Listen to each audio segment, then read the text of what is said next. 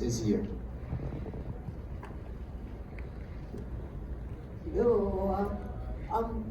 What would you say would make this film a good experience to watch inside the cinema? Yung huwag nyo nang antayin na lumabas to sa streaming platforms.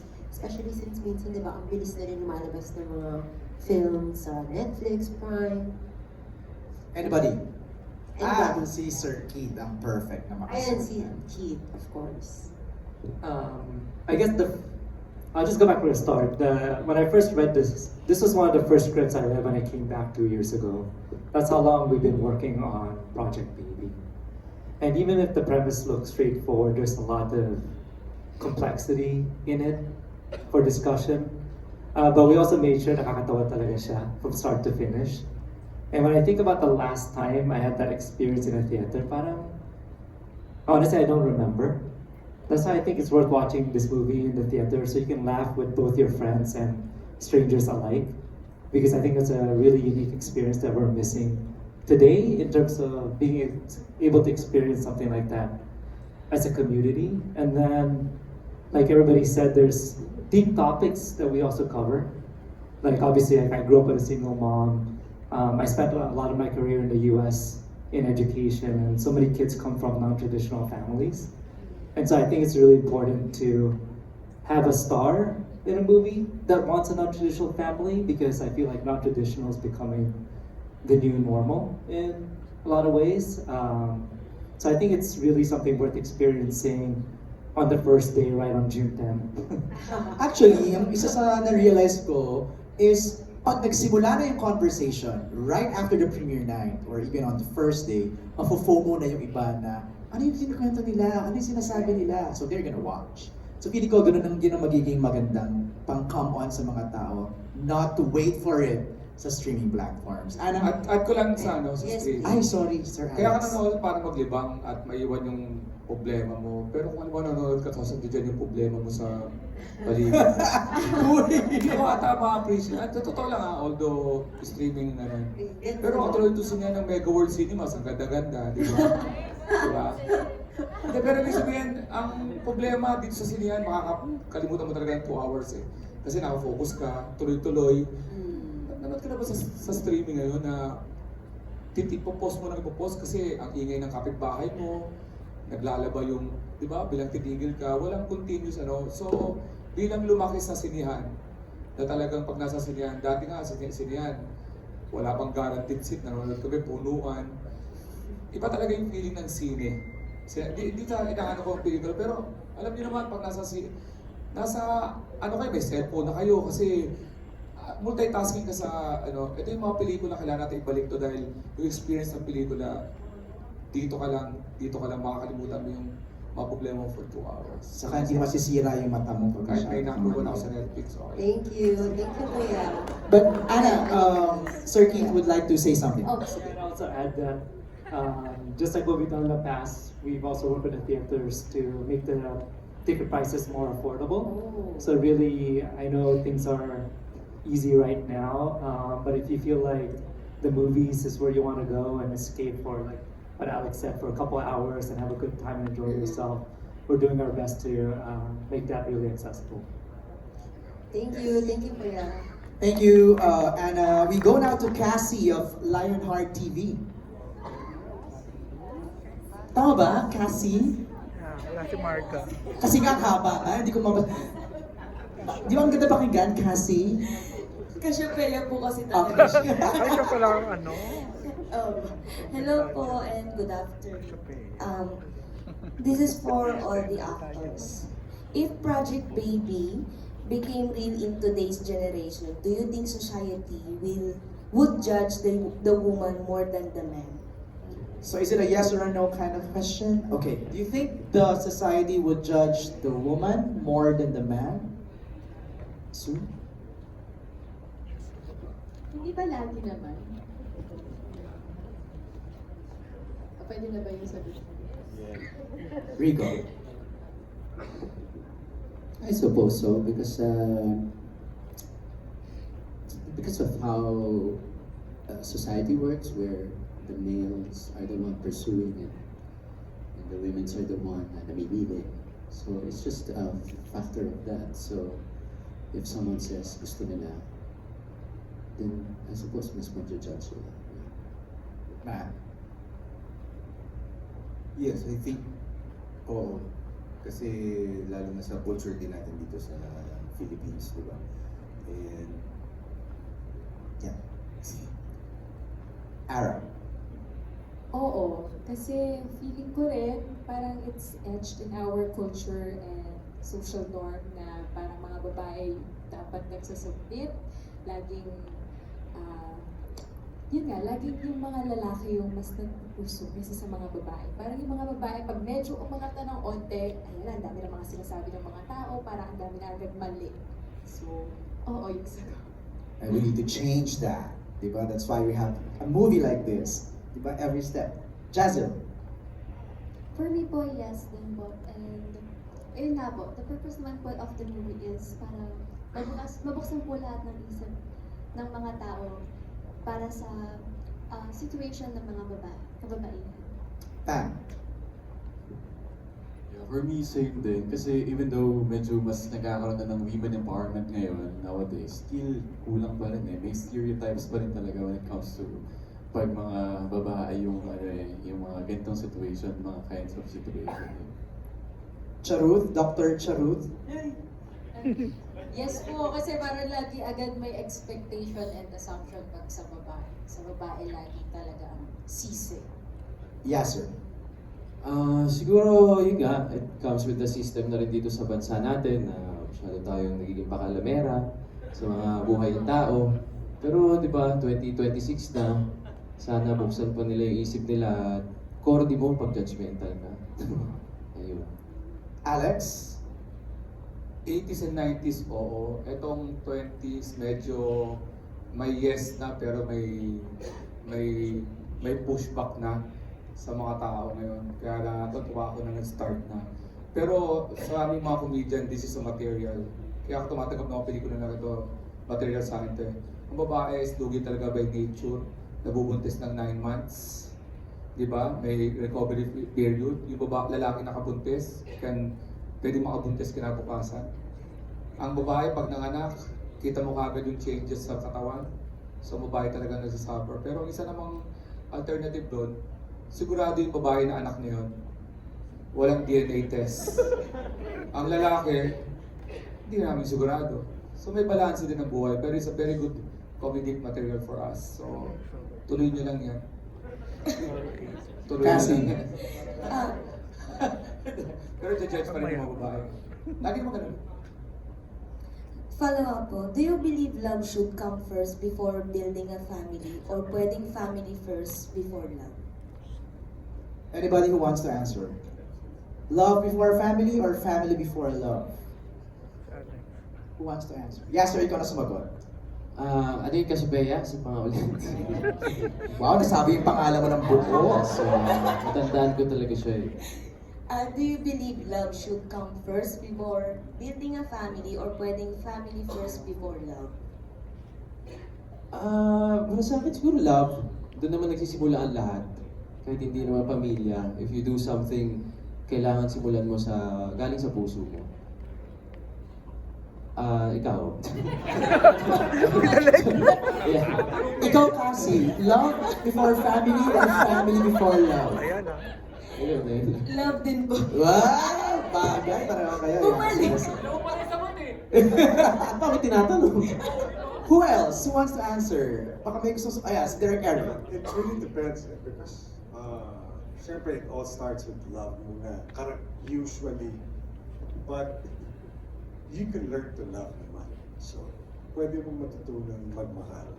Ba't ka tumatawa, Rosel? May inside joke ba? Totoo naman yun eh. Minsan natututunan mo rin mahalin ang isang tao. Pwede mag-umpisa muna na may kapamilya muna kayo. That is true. Pero, dahil nga natututunan mo mahalin. Meron naman nag-umpisa sa mahal na mahal niyo yung isa't isa and then nag-aaway kayo parang aso pusa. Pero mahal yung isa't isa. That is So, it really depends on the situation. Again, no template. Alex, may gusto dagdag? Yung mga arranged marriage. Yes. Hindi man lang nag-fail yun. So, may makarinig dito ng nasa culture na ganun. So, sa susunod, Huwag ka na lang umattend. Sa ng discussion, papasok na ganyan. Mo namang awayin si Naisip ko Cass. na isip pa sinabi ng asawa ko. Lapa muna o, tinira niya lang ako. Cassie, do you have any more questions? Ang dami pala talaga niyang baon, Alex. What's one scene in the movie that viewers will strongly debate online? Without spoilers. Yes. Without spoilers. Is there any scene in the movie na would really spark a conversation on ground and online? Sue. Ako, I think yung PowerPoint presentation ko. I think we're about to... Marami siyang binitawang mga litanya doon. Ah, talaga? I'm sure hindi lahat ng babae. Actually, hindi lang lalaki, pati mga babae. hindi So bilang nagagamit. ad agency, Yeah, of course, iba-iba tayong klase ng tao eh. Yun nga, iba-iba tayo ng pinanggalingan, iba-iba tayo ng pinuputan, iba-iba tayo kung nasan tayo ngayon. So, depende na lang yun sa'yo kung nagmamatter ba yung opinion ko. so pin-PowerPoint mo yung project mo. PowerPoint ko yung project ko. Ah. At pinakita ko sa lahat. Yun, I think dun sa Excel na yun. Oh. Anybody else? May mga scenes ba kayo? Rico, may scene ka ba that you think would spark conversation? Aside from your topless on the beach with Sue? Palagay ko yun na yun. Ayun na yun. Cassie, okay ka na? Okay, let's go to Natalie Tomada of Philippine Star. Is Natalie here? Nats? Hi everyone. My first question is for Rico. Kamusta yung Rico, yung rom-com genre? Are you... Kasi Ayun. Okay. Are you comfortable with the rom-com genre? And are you comedy?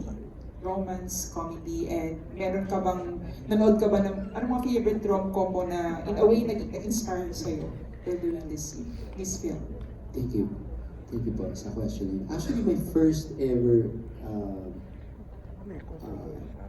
acting, not aside from theater, no, yung acting project on film was comedy.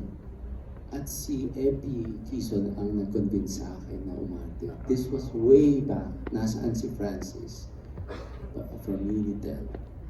And over the years, sa pag-arte, doon pa lang nalaman ko po, to myself lang po, para sa akin,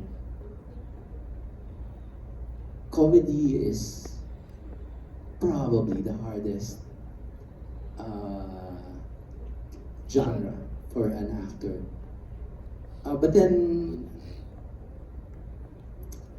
over the years, meron po akong theory sa akin kung paano atakihin yun, comedy. And gusto ko sana i-share sa inyo, pero ayoko po ma-preempt kasi baka magturo ako about comedy. Lalabas pa lang yung film. Kinakabahan pa rin po ako kung nag-work ba yung theory ko or hindi. And I'm excited to find out along with everyone kung paano po i-receive siya ng mga tao. So far, so good po sa trailer. And can I just add, kaya po ako mabilis na nag-guest po dito sa project na to. Nalaman ko, nakita ko yung story, yung plot, gusto ko po, nasabi po sa akin na si Sue Ramirez, makakasama ko, sobrang gusto ko po yun, especially for the character. I could not imagine anyone else. Pero ang napayas po talaga agad ako kasi pagsabi sa akin na si Direk Eric Quezon po yung magdidirect. Hindi niyo po alam, nabanggit kanina niya, sir, idol niya ako, pero isa po talaga sa favorite actors ko, si Sir Eric Quezon.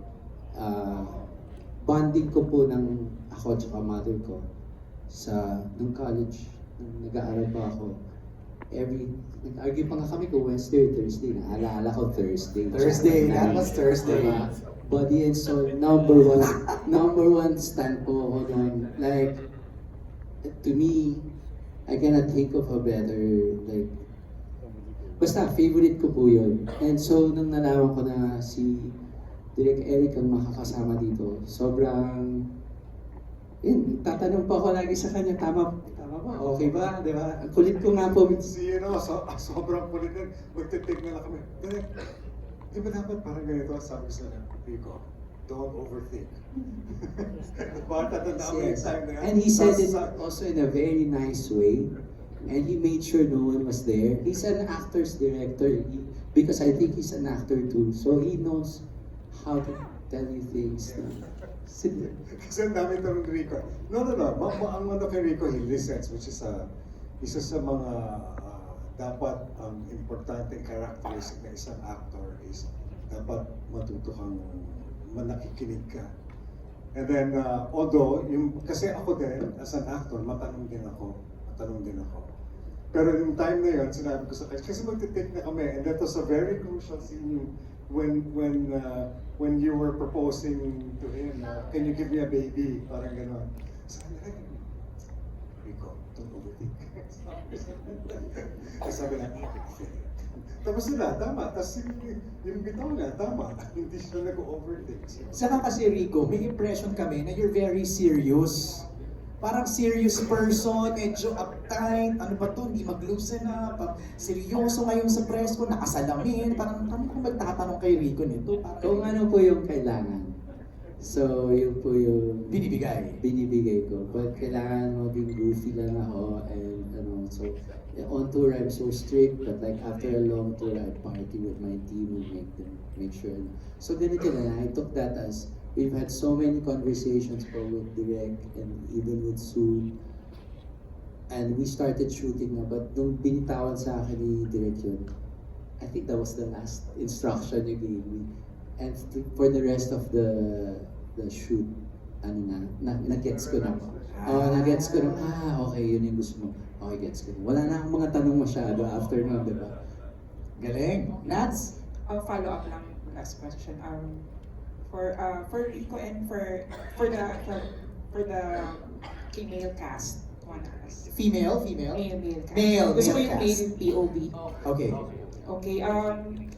Yeah, Rico, can you relate to your character na si Migo na yun na nga, may proposal na, kasi syempre you're a music icon, rock star, maraming fangirls. Nakaka-relate ka ba doon na parang women asking you to, can you give me a baby? Kasi sa mga concerts, diba, parang mga babae minsan, anakan mo ako, may mga ganun Opo, pero ano naman po, good fun naman po yung pagka ganun, I don't take that seriously. I have the best fans in the world. They know how to be silly with me.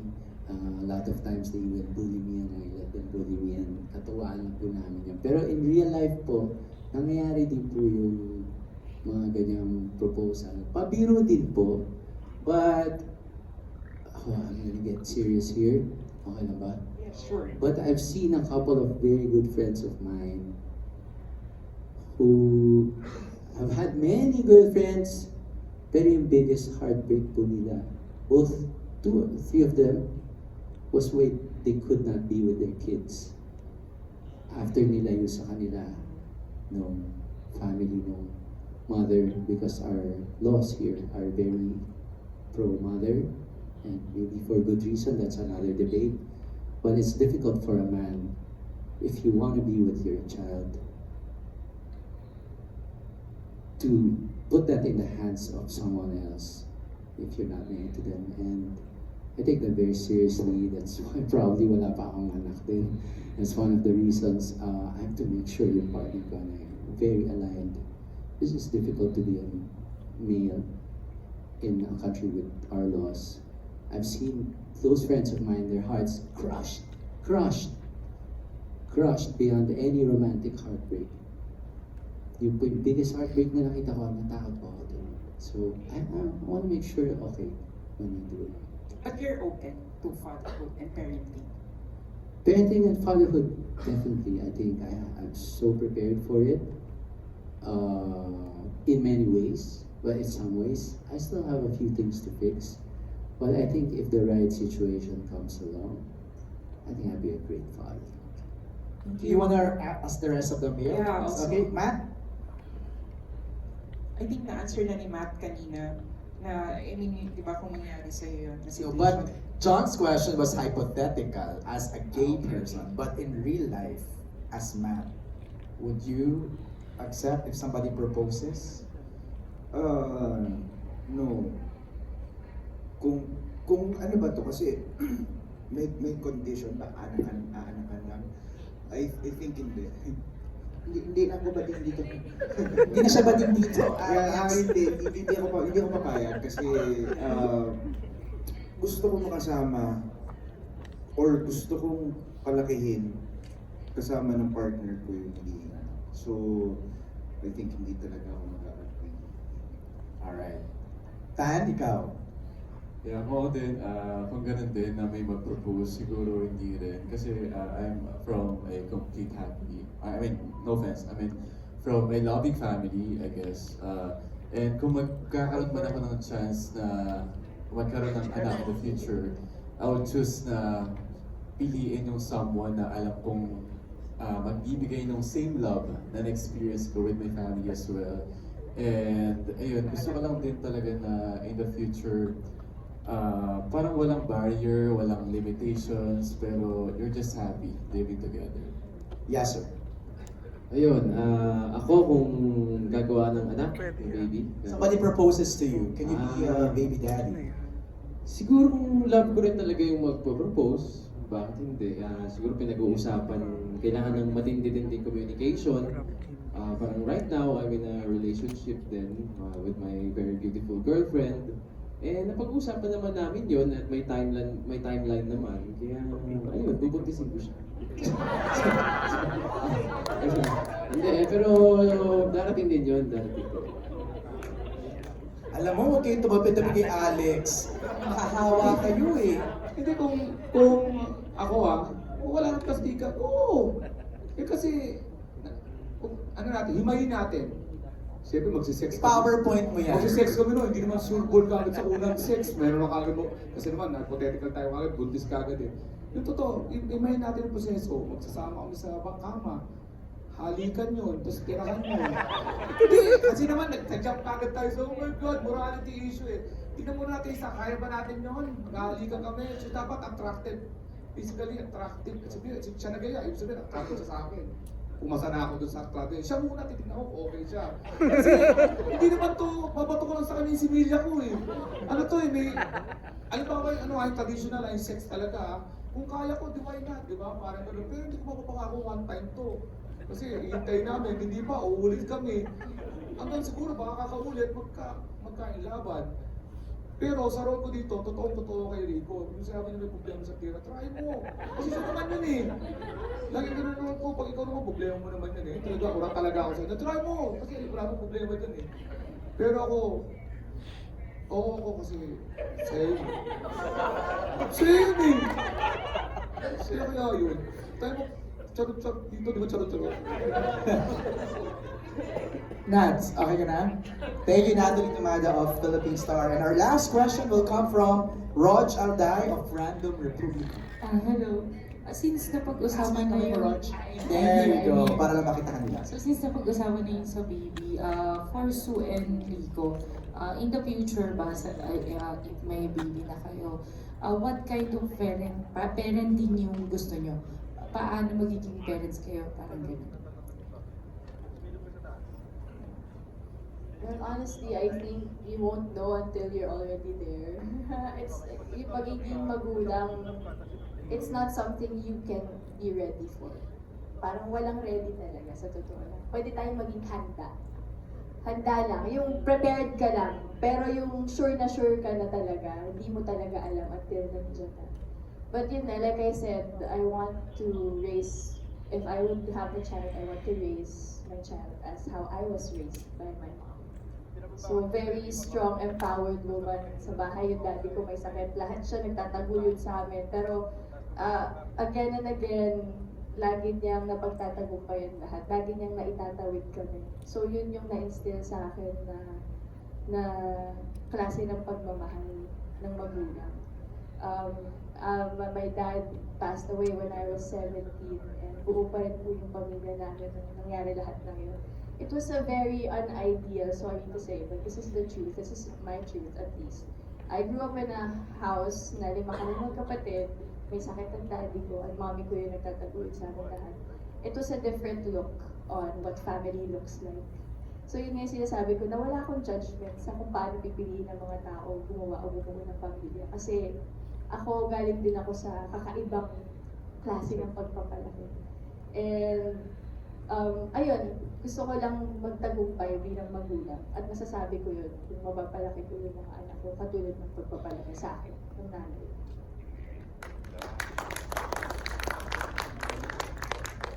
Sa akin, I have like the best parents anyone could have. And so the bar is very high. Fortunately for me, I guess, if I'm gonna have kids or a baby, at this point in my life, I think I have the luxury. Kasi disadvantage, no? Mas matanda na ako. Sabi ng iba, di ba, it's a disadvantage.